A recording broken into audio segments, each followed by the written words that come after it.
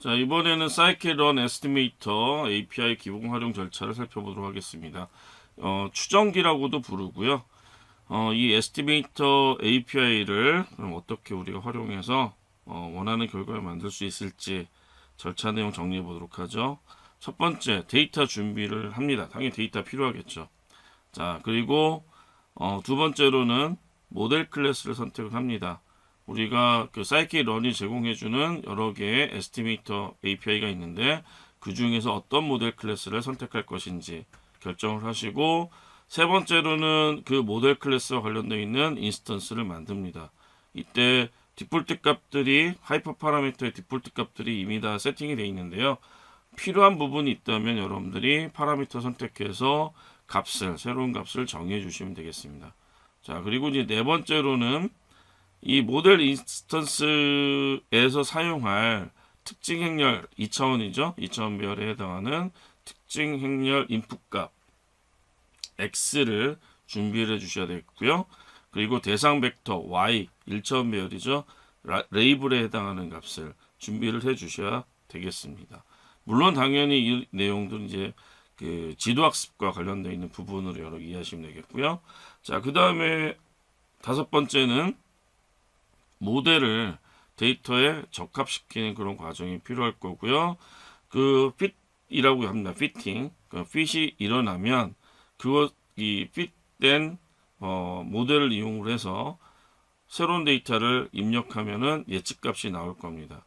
자, 그럼 그 예측값들이 실제 우리 레이블 값하고 얼마나 일치하는가라고 하는 것을 가지고 모델을 평가하게 되죠.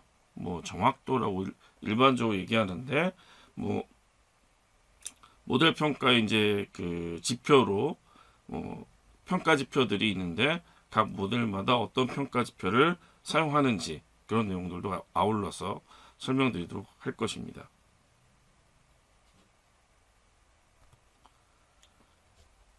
자, 데이터 준비로 한번 들어가 보도록 하죠. 자, 랜덤하게 지금 데이터를 하나 좀 만들어 보기 위해서 넘피 배열하고, 그 다음에 이것에 대한 이제 기본적인 데이터 시각화를 위해서 매플로립을 사용을 했습니다. 자, 랜덤 스테이트 객체를 만들었는데요. 랜덤 스테이트 객체는 재현을 고려를 해서 시드 값을 10으로 줬고요. 자, 거기에 보시면은 x를 10 곱하기 랜덤스를 사용을 했으니까요. 0부터 10 사이가 되겠죠. 0부터 10 사이에 100개의 랜덤 데이터를 생성을 했고요. 그리고 그 x를 이용을 해서 y를 구했습니다. 그래서 3x 플러스 2에 해당하는 랜덤 100개의 데이터를 구성을 했습니다. 자, 그럼 당연히 이 xy 좌표가 만들어질 수 있겠죠. 그러면 이 좌표의 점은 사이즈를 10으로 두고서 플롯, 스캐터, 산점도죠. 산점도를 그려봤습니다. 자, 그랬더니 어떤 특징이 일어나요? 뭔가 어떤 선형적인 데이터 구조를 우리가 확인할 수가 있습니다. 뭐 감으로라도. 자, 그러면 이제 새로운 데이터가 들어왔을 때 이런 모델을 학습한, 이런 데이터를 학습한 모델은 새로운 X 데이터가 들어왔을 때, 자, 거기에 해당하는 Y 데이터를 예측할 수가 있겠죠. 그렇죠? 자, 그 과정을 한번 진행을 해 보도록 하죠. 자, 모델 클래스를 선택을 합니다. 모델은 자, 현재 지금 X가 연속형 수치 데이터였습니다. 그리고 Y가 뭐였죠? 역시 연속형 수치 데이터였죠. 자, 그럼 입력 데이터 수치고, 그리고 우리가 예측을 하는 데이터가 수치다. 결국 예측하는 것이 수치 값이냐라고 할 때 수치 데이터를 이용을 해서 수치 데이터를 예측하는 모델로 우리 뭘 제일 많이 쓰냐면 회귀, 그 중에서도 뭐예요? 선형 회귀라고 하는 모델을 사용할 수가 있습니다. 그래서 우리는 sklearn에 리니어 모델이라고 하는 게 있는데요. 리니어 모델이라고 하는 모듈 안에는 다양한 선형 모델들이 이제 제공이 되는데, 그 중에서 가장 대표적인 선형 회귀, 그래서 리니어 리그레션이라고 하는 모델을 사용해 보도록 할 겁니다. 자, 아직 저희가 리니어 리그레션이라고 하는 것에 대해서 자세하게 공부하기 전이기 때문에 이번 차시에서는 전체적인 에스티메이터 API가 어떻게 활용을 진행을 하는지 그 절차적인 부분만 여러분들이 잘 이해해 두시면 될 것 같습니다. 자, 먼저 인스턴스를 만드는데요. 자, 인스턴스 만들 때는 파이썬 객체 만들듯이 만드시면 됩니다. 자, REGR이라고 하는 리그레션 객체를 만들었는데, 이때 우리는 생성자 함수를 사용하시면 되죠.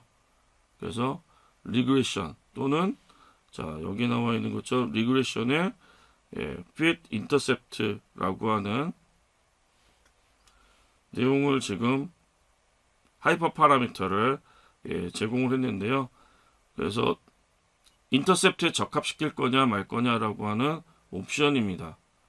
그래서 여기는 뭐 디폴트가 원래 true 값이 지정이 되어 있는데, 만약에 여러분들이 false를 하겠다라고 하시면 이 값을 선택해서 false로 값을 전달하시면 됩니다. 그래서 앞장에서 설명을 드렸지만 기본적인 모델 인스턴스의 파라미터들은 기본 값들이 세팅이 되어 있고요. 필요한 부분들이 있다면 여러분이 선택해서 값을 정의하시면 되겠습니다.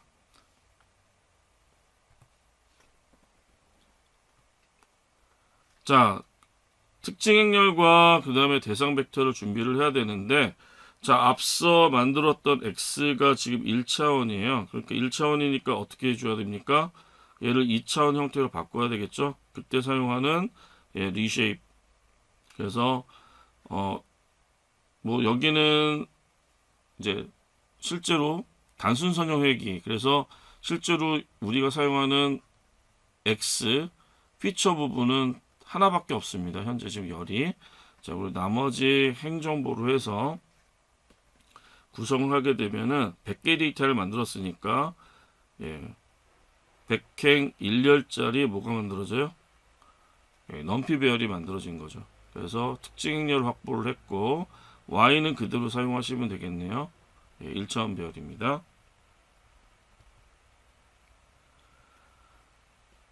자, 그러면 모델 인스턴스를 이용해서 리니어 리그레션에 해당하는 모델 인스턴스를 데이터에 적합시킵니다. 그래서 여기에는 인자로 뭐가 들어와요? x하고 y가 들어옵니다. 2차원에 해당하는 데이터, 1차원에 해당하는 데이터. 그래서 특징 행렬과 그 다음에 대상 벡터를 전달하시면 되는데요.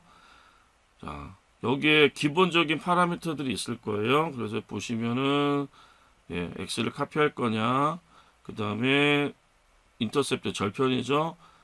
절편에 적합을 시킬 거냐, 그 다음에 실제로 좌를 돌릴 때 좌배 개수와 관련되어 있는 부분, 그 다음에 정규와 관련되어 있는 기능을 사용할 거냐라고 하는 부분들이 전부 이미 뭐예요? 값이 세팅이 되어 있죠. 만약에 필요하다면 여러분들 그 값을 변경해서, 만약에 폴스로 주고 싶다라고 한다면은 생성자에서 이 값을 여러분들이 폴스로 했다면 여기에 지정되어 있는 값이 폴스로 나타나겠죠. 자, 그러면 이 데이터에 적합된 모델에 어떤 정보들이 생성이 되냐면요, 이렇게 뒤에 생성된 언더바라고 하는 것이 붙어 있는 속성들이 생성이 됩니다. 자, 코에피션트 인터셉트인데요. 자, 그러면 실제로 전체적인 구조로 보게 되면 원래 y는 x 플러스 자, 여기를 예를 들어서 베타 0, 여기를 베타 1, 뭐 이렇게 땅으로 한다면 얘가 뭐가 되는 거죠? 기울기죠. 그렇죠? 그러면 x 데이터가 들어갔을 때 y 값이 얼마 있는지 이거 훈련이 된 다음에 뭐가 나타나는 거예요? 기울기를 찾아내는 거죠. 코에피션트. 자, 그리고 자, 베타 0에 해당하는 뭐예요? y 절편이죠. 인터셉트.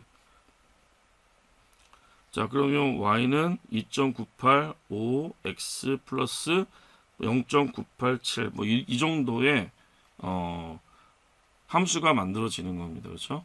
자, 그래서 데이터를 통해서 모델이 적합되면은 이런 개수들이 이제 만들어지게 될 것이고요. 자, 그러면 만들어졌으니까 모델이 만들어졌으니 새로운 데이터를 주면 예측값이 나오겠죠. 자, 그럼 새로운 데이터를 한번 좀 만들어 봅시다. 자, 새로운 데이터로 지금 xnew라고 하는 걸 저희가 이제 준비를 했어요. xnew를 준비를 했는데 얘는 자,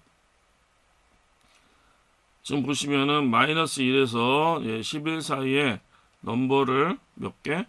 100개를 만들어 볼 거예요. 다시 x 100개를 마이너스 1에서 11 사이에 있는 값을 해서 만들어 볼 겁니다. 자, 그러면 x에 대한 데이터를 어떻게 해요? xnew의 데이터를 2차원 구조로 만들어서 대문자 x 언더바 new 그래서 100행 1열짜리 데이터를 만들었고요. 자, 그러면 이제 y는 어떻게 하면 되죠? 리그레션 객체를 이용을 해서 회귀 객체를 이용을 해서 predict를 합니다. 예측하는 함수. 자, 여기에 뭘 줘요? 특징 행렬 값을 주셔야죠. 자, 그럼 특징 행렬 뭐예요? 구조는 2차원 구조죠. 그래서 100행 1열짜리 새로운 입력을 줍니다. 자, 그러면 그 새로운 입력에 대한 뭐가 만들어져요? y에 대한 prediction, y 예측값이 만들어지겠죠. 자, 그럼 y 예측값이 만들어졌으니 우리가 스캐터 플롯 위에다가 뭘 그려볼 거냐면은 x하고 y가 새로운 x하고 예측된 y 값을 가지고 레드로 해서 표시를 해볼 겁니다. 당연히 우리는 y는 베타 0 플러스 베타 1이라고 하는 구조로 해서 앞서 만들었던 코에피션트와 그리고 인터셉트 값을 이용을 해서 예측값을 만들 거니까 그것을 실선으로 연결해 볼 거고요. 그리고 스캐터 플롯, 기존의 스캐터 플롯을 같이 오버레이해서 뿌려보도록 합시다. 그랬더니 자, 여기 나오는 빨간 선이 의미하는 게 뭐죠? 우리 모델이 생성한 점들을 연결해서 뭐가 만들어진 거예요? 예측선이 만들어진 거죠. 얘는. 그래서 모델에 의한 예측선을 여러분들이 구성해 보실 수 있겠고요. 자, 그리고 실제 데이터 파랗게 만들어진 이런 점들이 다 뭐예요? 실제 데이터죠. 자, 그러면 이들 간에 오차들이 분명히 존재를 할 겁니다. 그럼 오차를 우리는 보통 일반적으로 잔차라고 부르는데요. 뭐 이거 통계적인 용어니까 뭐 참고로 여러분들이 앞서 배웠던 내용을 적용해 보시면 되겠습니다. 자, 그럼 예측이 얼마나 정확하게 이루어졌는지를 나타내는 모델 평가인데요. 자, 지금 우리가 했던 거는 회귀라고 하는 리그레션이라고 하는 녀석입니다. 자, 그럼 회귀와 같은 문제는 평가를 할 때 RMS2라고 하는 평가 값을 사용을 합니다. 이거를 우리는 뭐 회귀 모델 가서 조금 더 정확하게 하겠지만 얘는 루트 민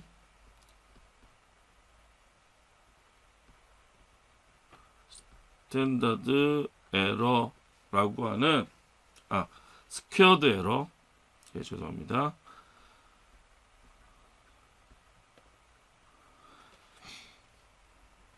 자, 뭐 한 거죠? 그러면 자, 에러가 존재하죠. 오차. 자, 그런데 평균 제곱근 오차라고 저희가 번역해서 사용을 합니다. 무슨 얘기냐면은 자, 뭐에 대한 평균이에요? 실제 값하고 그 다음에 예측 값하고의 차이죠. 거기에 제곱의 평균이죠. 자, 그걸 어떻게 한 거예요? 루트 씌운 값입니다. 자, 그거 우리가 어디에서 얻어올 수 있냐면은 자, 뭐 일일이 함수를 다 만드실 필요는 없고요. skrun에는 매트릭스라고 하는 모듈이 있는데 거기에 많은 평가 지표를 계산하는 함수들이 존재합니다. 그 중에 mean squared error에서 MSE를 구성하는 함수가 있는데 그 MSE는 루트를 씌운 값이 아니라 말 그대로 뭐예요? 평균 제곱까지만 구해주는 거죠. 그래서 여기에는 이제 자, y가 뭐가 되죠? y는 실제 값이죠. 실제 데이터. 자, y 프렌드는 요 녀석은 예측 값이죠. 자, 그들의 차이. 자, 거기에 대한 뭐? 제곱. 자, 그거를 만들어 주는 거고요. 거기에 대한 뭐예요? 평균. n으로 나눈. 자, 그리고 우리는 여기에다 뭐를 np 스퀘어 루트를 이용을 해서 루트를 씌운 그 값을 얻어내면 되는데요. 그 값이 지금 보시면은 13.7이 나왔네요. 자, 그러면 에러니까요. 오차니까 RMSE는 여러 개의 모델을 비교했을 때 이게 줄어들면 좋은 거죠. 그러면 0에 가깝다라고 하면은 아주 훌륭한 모델이 된다라고 그렇게 이해하시면 되겠습니다. 자, 여기까지 추정기 API와 관련된 에스티메이터 API와 관련되어 있는 설명을 드렸고요.